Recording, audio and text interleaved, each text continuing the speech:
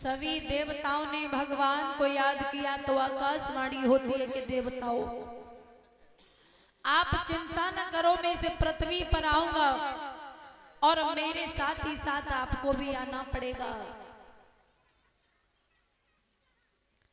जब देवताओं की ये पुकार भगवान ने सुनी, प्रभु की पुकार जब देवताओं ने सुनी कि भगवान इस अयोध्या में जरूर आएंगे और हमें उनके साथ ही साथ उनका भक्त सेवक बन करके जाना होगा, ब्रह्मा जी बड़े प्रसन्न हुए और प्रसन्न होकर के ब्रह्मा जी बोले भैया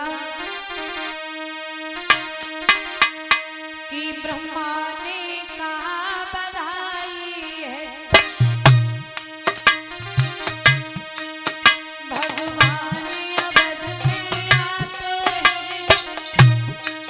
सुर बोले उनकी सेवा को,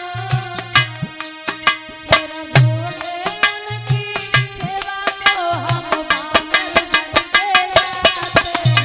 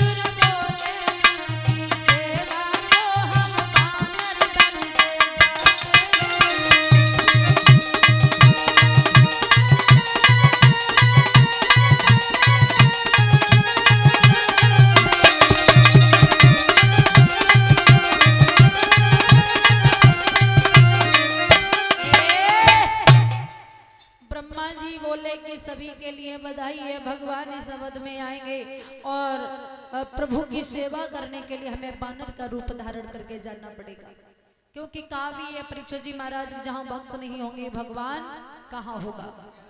भगवान का वास वही होता है जहां सच्चे मन से भक्ति होती है। इधर अयोध्या के रहने वाले महाराज अज के पुत्र दशरथ हुए और महाराज दशरथ के घर में 3 रानियां थी, कौशल्या, कैकेयी, सुमित्रा।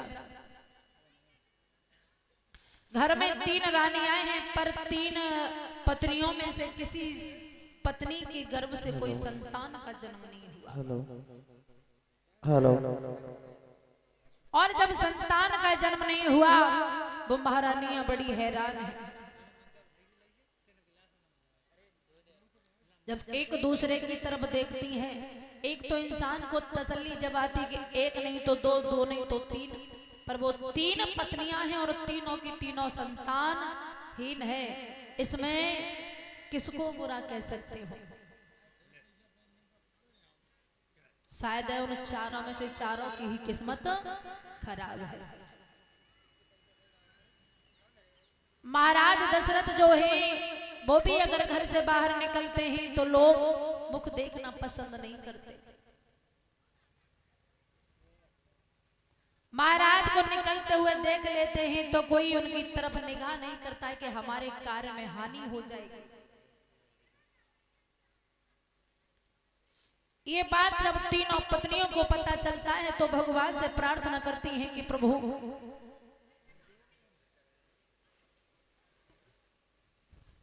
क्या बन नहीं था, रिंग का चक्कर है।